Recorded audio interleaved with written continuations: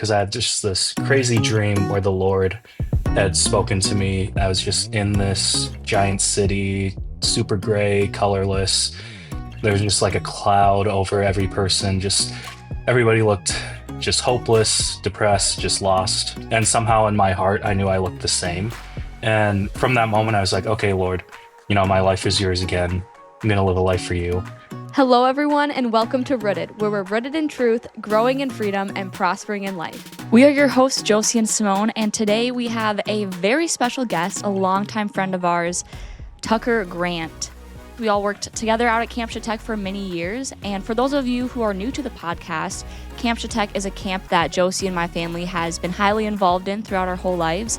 It's located in the southwest corner of Minnesota, so there are just many memories and lifelong friends that Josie and I have made there, and Tucker is one of them. So Tucker, thank you so much for joining us on the podcast today. Yeah, thanks for having me. I'm excited to be here. Tucker, before we dive into your roots and your story and how you came to know Christ, tell us about just where you're at in life right now. Yeah, right now in life, I am working as a lead photographer for a company not too far from my place. And then I also have my own photography business where I do like weddings, couples, engagements, all of the things. That's awesome. His photography is very well done. He's been able to take some photos of us for certain things. So thanks for doing that, Tucker. Of course, happy to.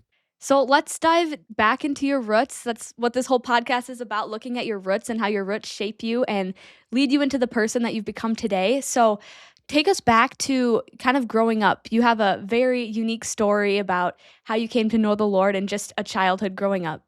So, well, going way back to the beginning, I was adopted at 6 months old. So I was born in South Korea, and my parents who lived here in Minnesota adopted me. So the Lord's hand has just been over my life since the beginning to just be adopted into a Christian home and grow up in the church. Just an ideal situation for faith, one might say. But yeah, and then grew up in the church, went to youth group, did Awana, got the Timothy Award, all of the Let's things. go. Yeah. Uh-huh. Grew up in a small public high school. Our graduating class was like 60 kids. So that's like general upbringing. From there, I think, when was it? Probably like my freshman or sophomore year in high school. Just like started feeling the pull of the world, getting into some more like partying, just different things that pulled me away from the Lord, and still doing all the church things at the same time. So very like one foot in the world, one foot out, and just learned how to navigate all of that. Even into like early adulthood, I went to Northwestern here in St. Paul for 2 years, just about 2 years, and just continued more of the same from high school, learning how to walk with the Lord, but also at the same time, one foot in the world. Ended up finding the Lord through all that. Went through a time of just kind of stepping away from the faith and fully just living for the world. And then went to a passion conference back in, I think it was 2020, right before COVID year. And the Lord just did a work on my heart there. He just convicted me through a message from this pastor named Levi Lusko, and he pops back up in my story later on, but that's just a fun full circle moment. And then after Passion, I just had the best intentions to like get back to Northwestern, switch up the lifestyle I was living. And the Lord, right after Passion, I got home.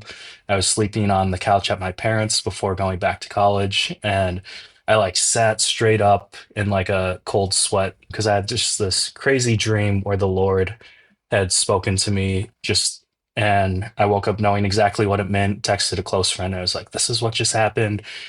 I have no idea what it means, but this is what I feel like the Lord was speaking to me through it. And she just had spoken some truth and really just helped give me some confidence in what the Lord was speaking to me in that time. The dream was just, yeah, I like woke up. There's no speaking or talking in it. I was just in this giant city, super gray, colorless. There's just like a cloud over every person. Just everybody looked just hopeless, depressed, just lost. And somehow in my heart, I knew I looked the same. And I just wandered the city for who knows how long in that dream, up until I found like the edge of the city. And I got to the edge. I was standing there and looking out, and there's just this like vast sea or ocean standing in front of me. And it was super like misty and foggy, very cool looking. And I look to my right and I see another person also standing at the edge. And they look back at me and we both just kind of like acknowledge each other. And I see this person take a step out onto the water and they kind of just like disappear into the mist and the fog. And then it like the dream like focuses back in on me and I'm standing there at the edge and I'm just looking out and I feel like the Lord is just like really urging me like take that step, walk into the unknown.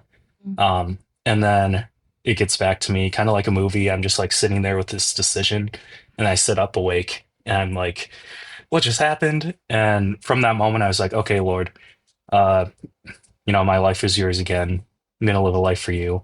Got back to Northwestern and with the best intentions again, just did not switch anything up. Took a night of just really hard partying and a lot of friends just coming around me and being like, hey, this is what we see, and just coming over me, praying for me, supporting me. And then COVID hit that spring break, and I was like dealing with a lot of mental health issues, just a lot of depression and anxiety, and just felt like the Lord was telling me to like take a step back because the world was stopping for who knows how long.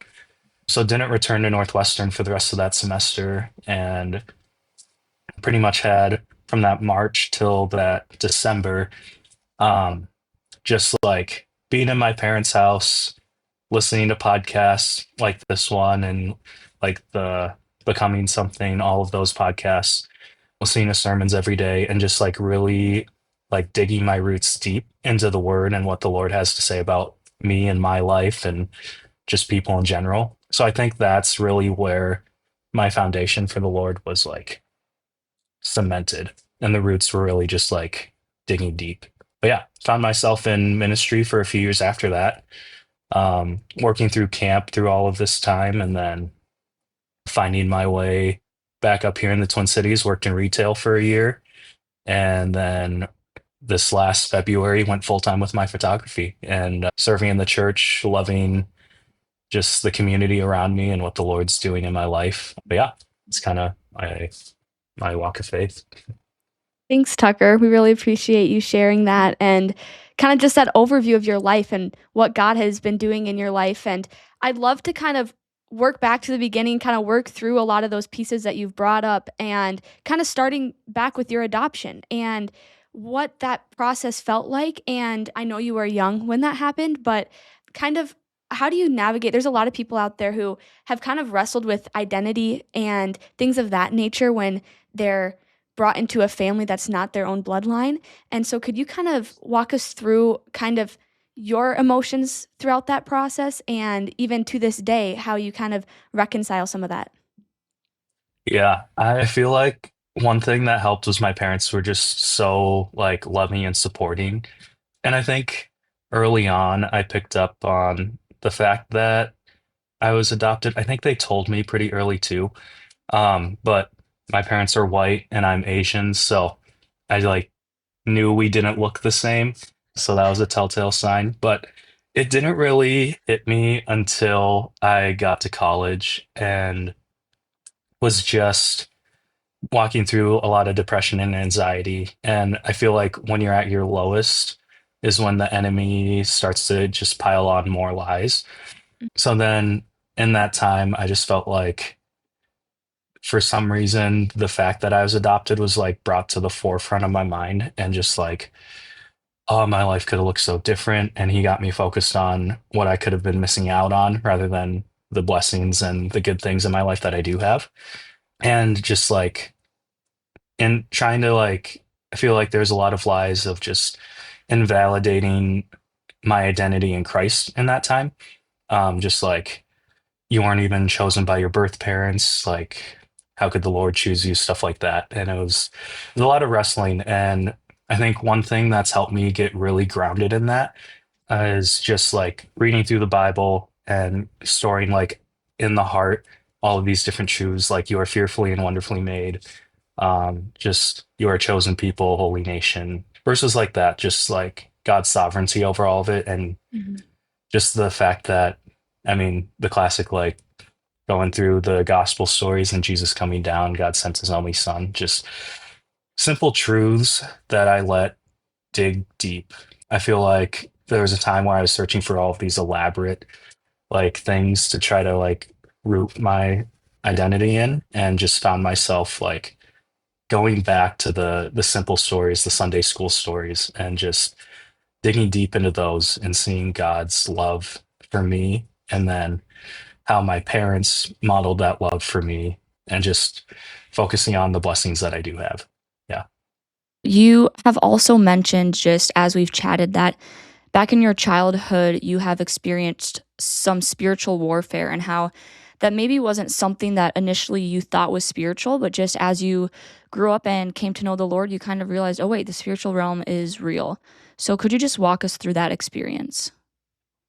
Yeah, of course. I think my first, like, experience with spiritual warfare, I'm trying to remember. Want to say I was like 5 years old.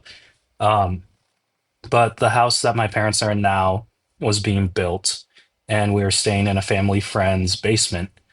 And I just remember waking up one night, and I was sharing a bed with my parents, and I just see like this bright glow from another room, and it's like dead of night.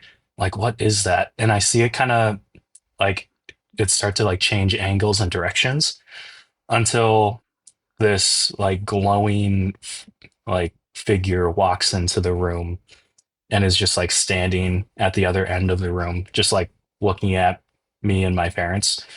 And I freak out being like 5 or 6 years old. I was like, I don't know what this is. So I, like, wake up my parents. I, like, underneath the covers, they turn the lights on, nothing's there. And then just went through some more experiences in the new house that we had. Like, I was constantly afraid to, like, sleep in my own room. So I'd often either sleep in my parents' room on the floor in their bed, sleep in my sister's room, same thing. And there was one night where I, like, woke up and I was just, like, gripped with fear. And I looked over the side of the bed, and there was just, like, this hunched over dark figure just, like, next to me.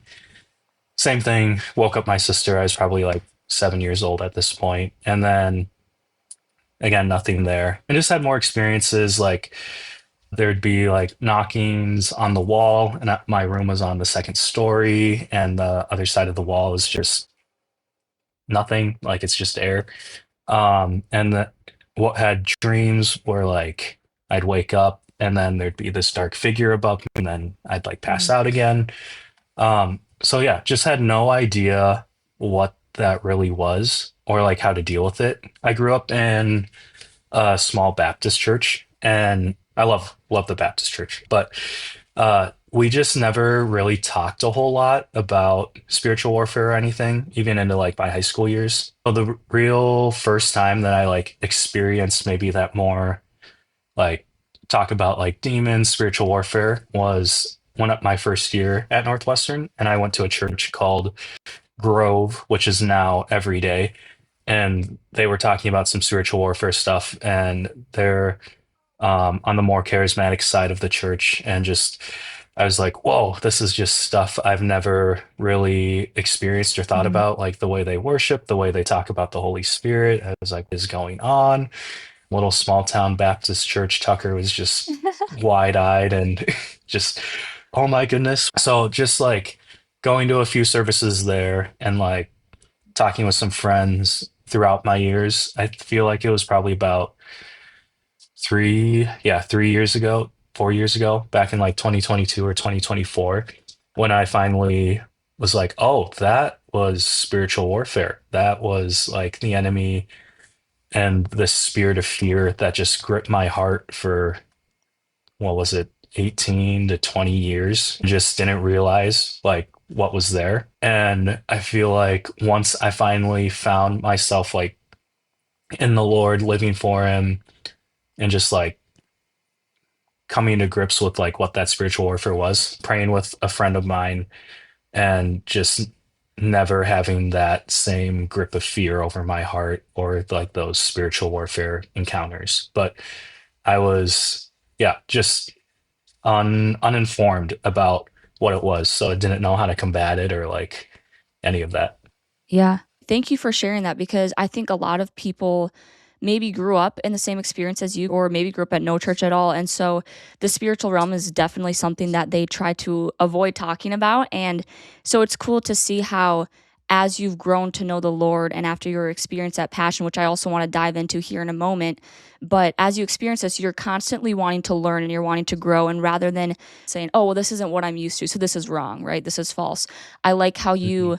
you know what, I'm going to hear it out. I want to know the truth. And so I'm actually going to dig into it. Even if it's different than what I learned, I want to hear what they have to say. I want to dig into the Bible. And a verse that talks about spiritual warfare, Ephesians 6:12, which says, "For we do not wrestle against flesh and blood, but against the rulers, against the authorities, against the cosmic powers over this present earth." And so I think just finding those verses in the Bible, it talks about how we're spiritual beings. So it's definitely a topic that we don't want to stray away from and avoid, but something that, hey, let's lean into this. Let's see what God actually says about this. So I appreciate just you and your advice with trying out other churches, seeing what they have to say, and realizing, oh, wait, like this totally is spiritual. And that's just so real. So yeah, just thank you for bringing that up.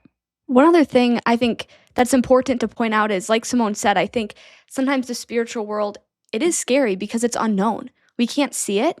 And so that often means that, spiritual things that are good are just as scary as things that are bad because we don't have understanding or comprehension of it. And I think it's important to remember. I love how, with the story with Elijah and how they were outnumbered completely in the physical realm. But then he said, Lord, open his eyes because don't be afraid. Those who are with us are more than those who are with them. And his eyes were open and he could see this army of angels surrounding them, fighting on their behalf. And I think that's an encouragement for us when you start to think about the spiritual world and, okay, that's scary. Well, the reminder is that the spiritual world, God says the fruits of the Spirit, the Holy Spirit, are love, joy, peace, patience, kindness, goodness, faithfulness, gentleness, and self control. And so, other things, like you were saying, a spirit of fear is not under that. And so, that is something that is of the spiritual world of the enemy. And understanding that, we are spiritual beings, even though it might seem scary. The truth is that the spiritual realm does exist, and there are armies of God's angels fighting on our behalf, even though we can't see it. And they're fighting so that we can have those fruits of the Spirit. And we can rest in that fact rather than getting afraid of the things out there that we can't see. Because we know that even though we can't see it, God's army is surrounding us and fighting on our behalf so that we can fully embrace his fruits of the Spirit. Yeah. So I really appreciate you being vulnerable with that and kind of just bringing a light to the things that a lot of people like to hide. One other thing, so we'd love to get into kind of your college years and what all happened during your college years. But before that, one other thing that we have to pull out of your childhood is that you were a child model. Yes, Tucker, that's right. Yeah. Yeah, that was that was a fun like 3 4 year stint in my life. My parents one day were like, "Hey, we're gonna we're gonna go take some pictures, like hop in the car, we're going to the studio, you'll get some snacks and all that." And so we show up and I think the first one uh was I think I was on Corn Dog Avenue in the studio, and the picture is of me, and I'm holding a corn dog next to a sign that says Corn Dog Avenue, and That is so I'm cute. like 6 years old, um, and like for the next few years, I just model for different books, and the most famous one you can find on Amazon. It's called Red Food Fun. I am the cover Let's of go. that. Yeah, I have a giant plate of spaghetti, Look and it it was up an on Amazon, awesome day. guys. Buy it for your kids. Yeah. Yeah. It's a great book. Yeah. It is. Yeah, you've showed us that book before. It's Yeah. So pretty Yeah. cool. did your mom like sign you up for this or how did Yeah, this like did she want happen? you to be a child act or child model? I really should ask her about that. In all of my years, I've just been like, yeah, that's something I did. And I've never thought to like ask what Yeah, you what should. the Cause like story behind it was. what if their goal was like, let's try to make him like a famous model? Like that'd be sick. you know. That would be, I yeah. mean, I'm sorry it didn't work out, but There's still a chance. We've still got time. there is. Yeah, you have your Yeah. resume already. You have some good hmm experiences there to add to it. Yeah, yeah. Plus now I'm That's on the awesome. other side of the camera, so now I'm taking the pictures. Yeah. So true. That's probably where that desire came from. You liked the art Yeah. as a child, and then it came back full circle. Yeah, the That's seed was awesome. planted young. Yeah, seriously. Okay, well, I now, on a more serious note, I want to dive into your college years because a lot of our listeners are kind of our age in their 20s and just navigating college, and those who maybe are surrounded by friends who don't make Christian decisions. I don't know where people are at in life. Something that is common for people when they get sidetracked from the faith is the people that they're surrounded by. And so I just want you to talk a little bit about kind of getting stuck into some of that sin. Do you think that was because of the people that you were surrounding yourself with, or what were some of those things that caused that for you? So when I got to Northwestern, I made some very solid Christian friends that lived out a really like what I would say was like good Christian lifestyle. And then there were also people like me who in high school had partied and went to a Christian college and were like, oh yeah, this is like we can focus on our faith now.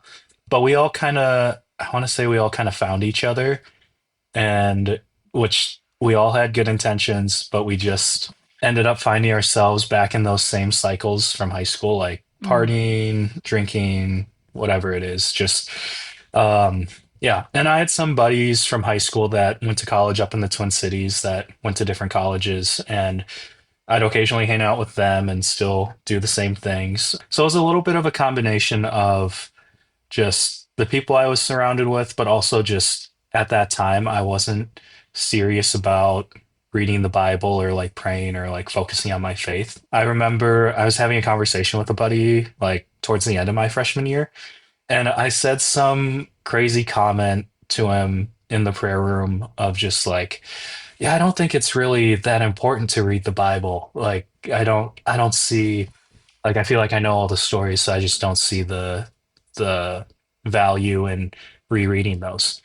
Um, and how full circle that's come because I just love getting in the Word now and have like, yeah, I have my Bible sitting in front of me right here, but just try to get in the Word as yeah. much as I can these days. But The moment at Passion, I also want you to just talk us through that because I don't know much about what you experienced there, but even then, sometimes when you experience the Lord, you still then have to take the steps of action. How can I now mhm, fight back that sin that I was involved in? And just because Jesus has made me clean and made me new, at the same time, there are habits that can continue then for the rest of our life. And so, walk us through what that experience was like at Passion first, and then I'd love to get into the practical steps on how you get rid of sin in your life. yeah. So Passion is this big 2 to 3 day conference is put on by Passion City Church every year, usually around New Year's time. And it's just this time of worship. They bring in speakers. So there's usually, oh, I don't even know how many speakers, but there's extended periods of worship, message, extended periods of worship. And it's just all of these 18 to 25-year olds that either want to chase the Lord or haven't really heard about the Lord or, you know, and they gear it towards that kind of 18 to 25-year-old range. But yeah, super foundational for a lot of people. And I know that people from all around the world end up going every year. So you just see just God doing an impact through that ministry just year in and year out. But yeah, my experience with it was our good friend Ryan, who lives down in Iowa. He Yes. Shout out Ryan yeah. Schultz. Yeah. He had texted some of us that have all worked out at camp and was like, "Hey, our young adults ministry is going down to this passion conference for the first time. We have some extra spots if you guys want to go. This is the cost and yada yada yada." And when I saw that text, I was like, "Yeah, I really like these guys. I like hanging out with them, but I don't know if passion and a big Christian conference is like for me right now." And then like it's like, you know what, Lord, I haven't prayed in a while. If this is something I should go to, like, make it dirt cheap because I don't have money and just, I love hanging out with these guys anyways. So just like make a way for it to be super easy. And it ended up being everything got covered for in cost, and all we had to do was bring some money for, I think, meals or like if you wanted to Mhm. buy merch. But at the conference, it was just, yeah, just these very powerful, worshipful moments. And then these messages that were just very convicting for me at the time. I feel like every single one, I was just sitting there, I was like, oh man, gross.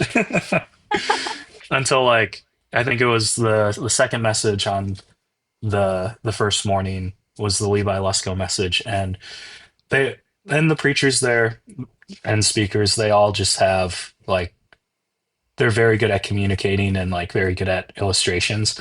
And Levi this year, he had like this big, what looked like a wooden door on wheels.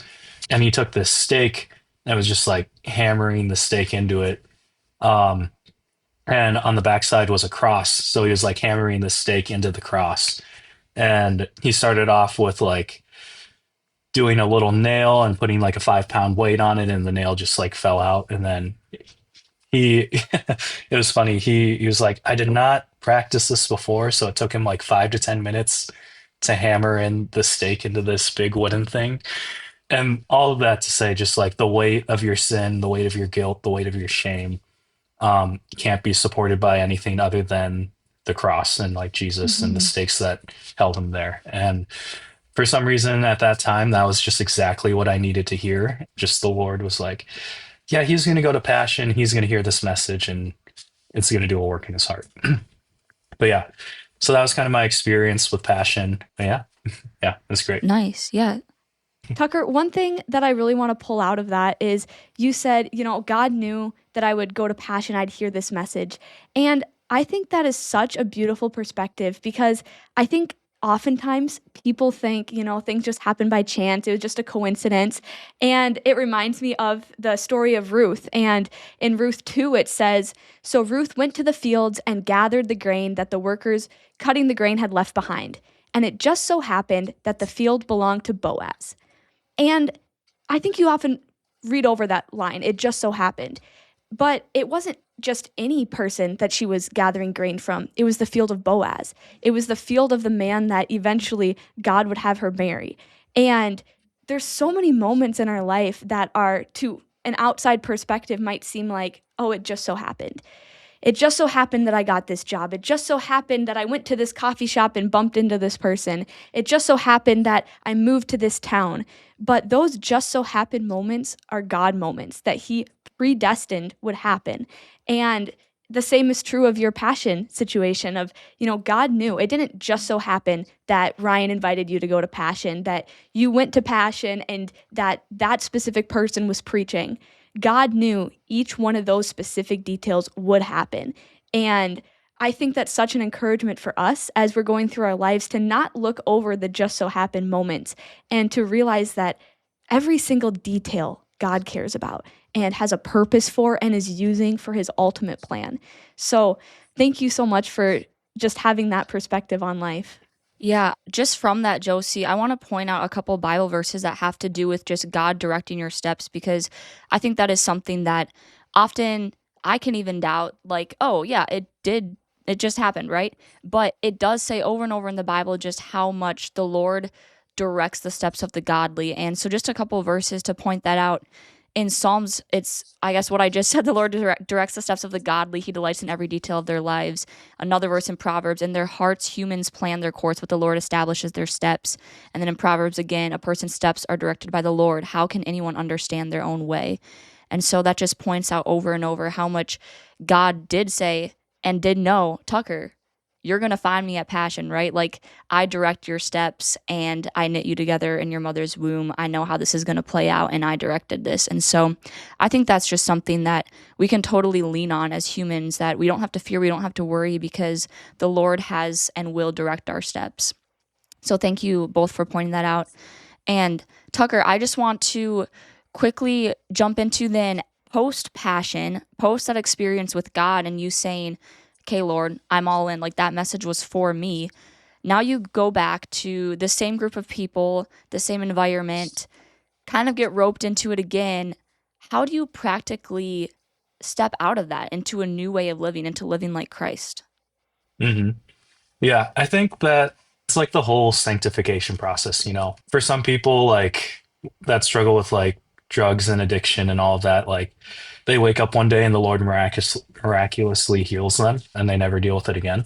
But for I think for probably the majority of people, it's a lot of like, Lord, every day I take these small steps to get closer to you, to look more like you, to get farther away from my sin. And for me, it was, yeah, it was one big moment that led to a lot of like smaller decisions and actions. So there was a moment of me just like coming to grips with all of my mental health struggle, getting just like drinking way too much and just like blacking out one night and breaking down in front of all of my friends and just like barely remembering it the next morning. And then from that moment on, I was like, okay, Lord, like I can't keep doing this. What are the practical steps I can take? And it was having more conversations with friends about how do I combat this sin? How do I dig deeper into the Lord? It was being open and vulnerable with my parents about what has been going on in my life and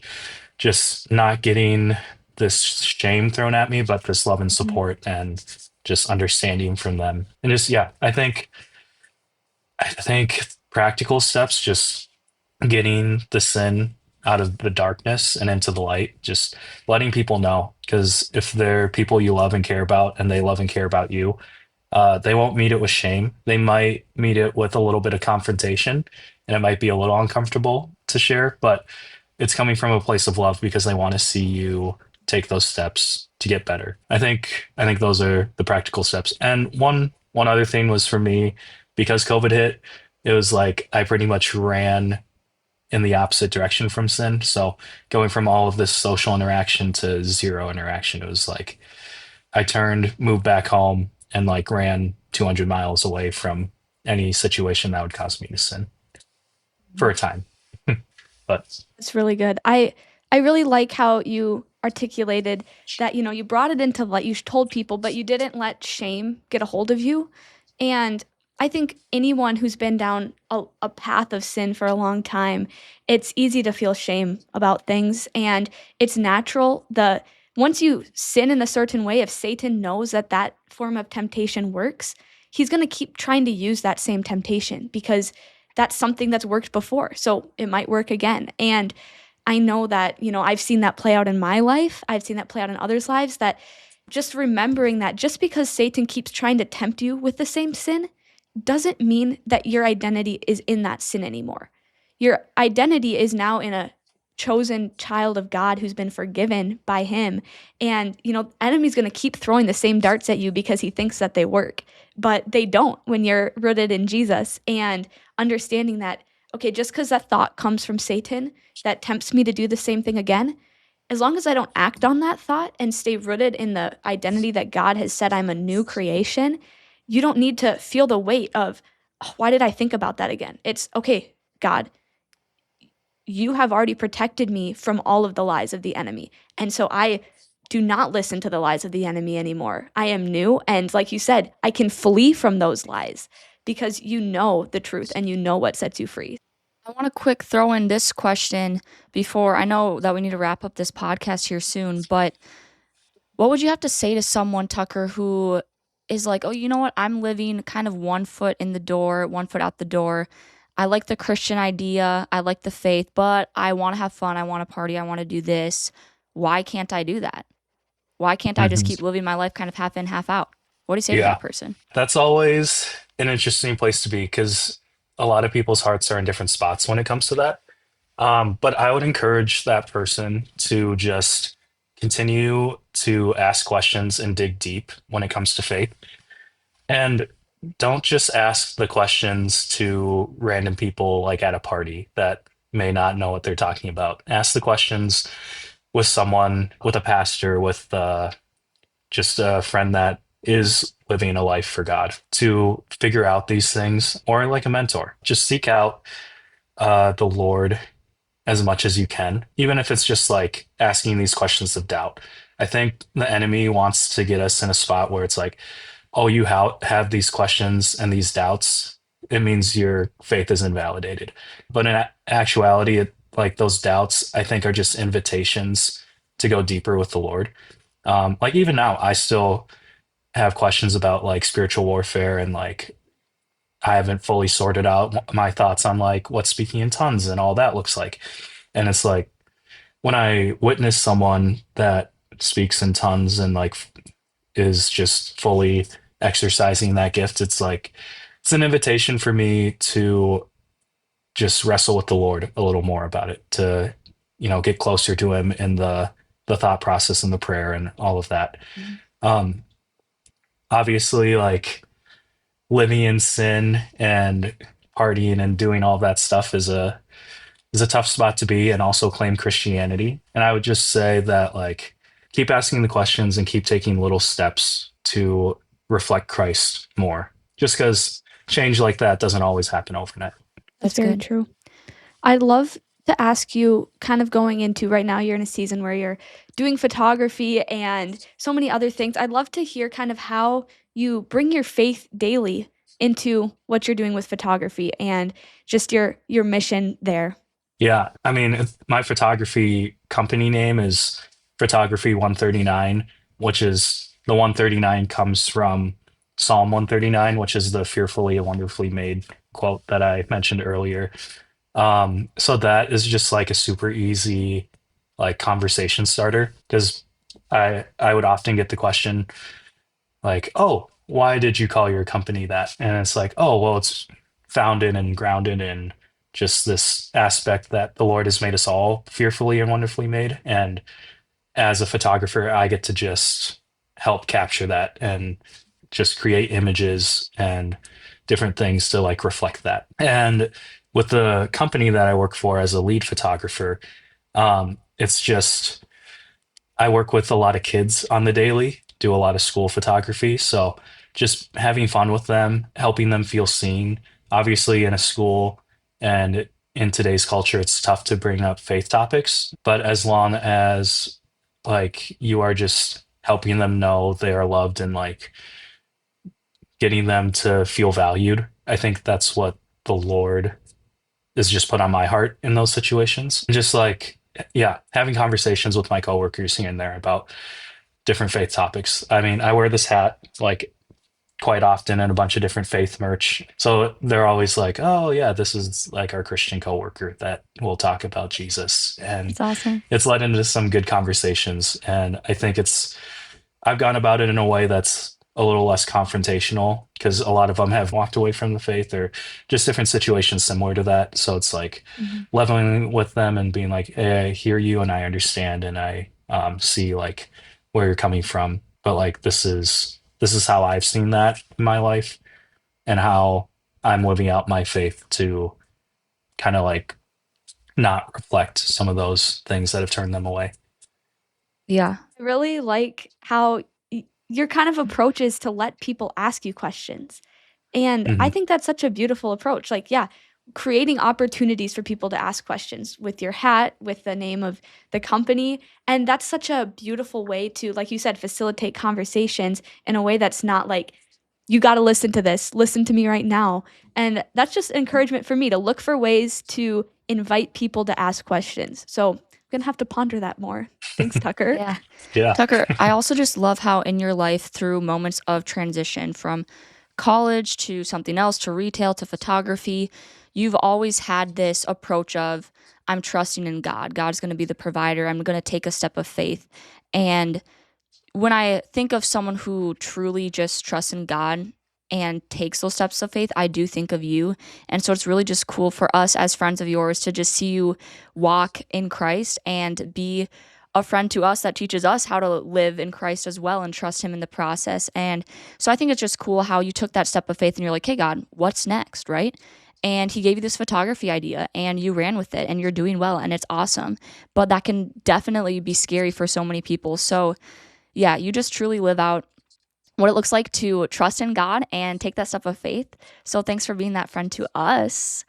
And I would love to ask the final question of the podcast, which is, what is one piece of truth that you would encourage our listeners to be rooted in? I was thinking of a few different ways I could go about answering this question.